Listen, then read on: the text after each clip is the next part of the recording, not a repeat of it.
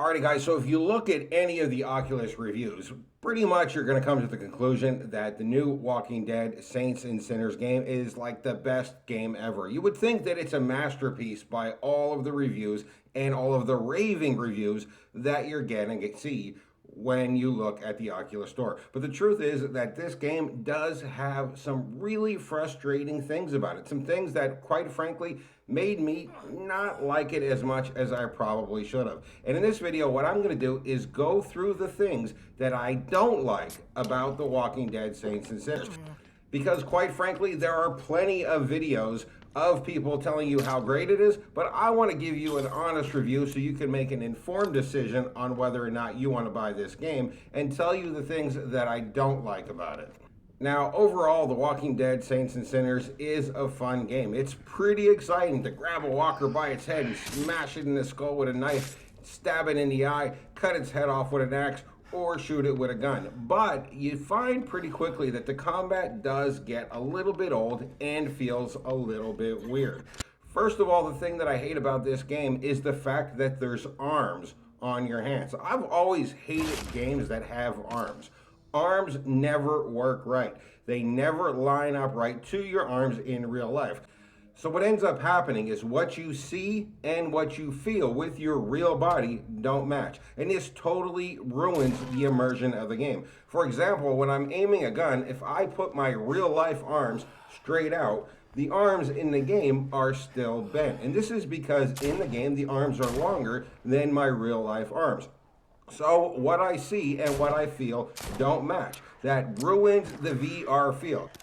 Please, developers, get this through your head. There's literally no good reason to put arms on the hands. It ruins the immersion of the game and it ruins the feel of the VR while bringing very little to the actual gameplay itself. The second thing that I absolutely cannot stand about Saints and Sinners is the stamina system. So you have a stamina meter, and when that stamina meter runs out, your screen starts to blacken, you get real tired, you can't move right, you start panting, everything gets all screwed up in the game.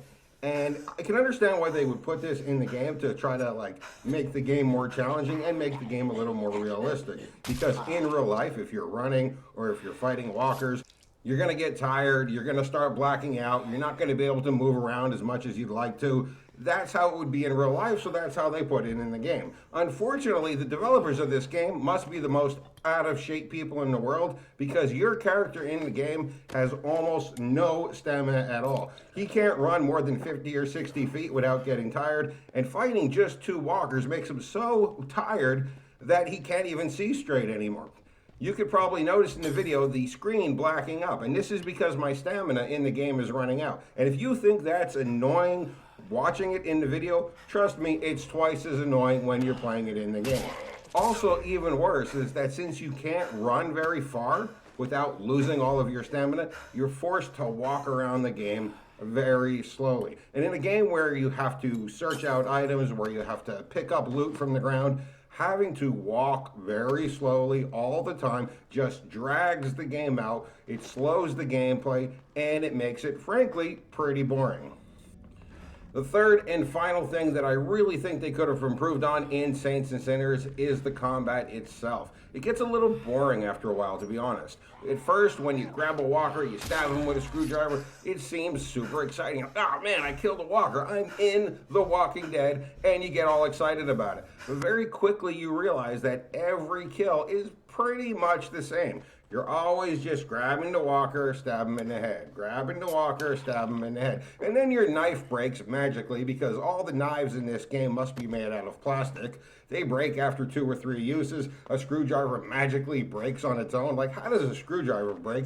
And you gotta go around, pick up a bunch of junk, and make another one. You make another screwdriver, make another knife out of a bunch of junk that you find on the ground, only to do the same thing over again. Stab a walker in the head. Oh, I found an axe. It's kind of weird. I can't swing it with one hand because my wanky arms are in the way, but I can go and grab him with 2 hands and hit him in the head.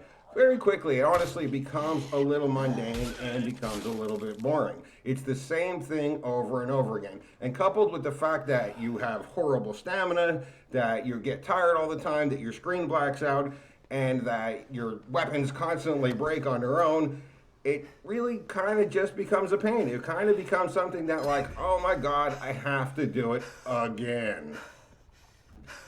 Now, you're probably thinking from this video that I don't like Saints and Sinners, and that's not the truth. The truth is, I do like the game, but it isn't a great game. It isn't the 5-star game that most people seem to be saying that it is. It's a fair game, and it's best probably rated at 3 stars.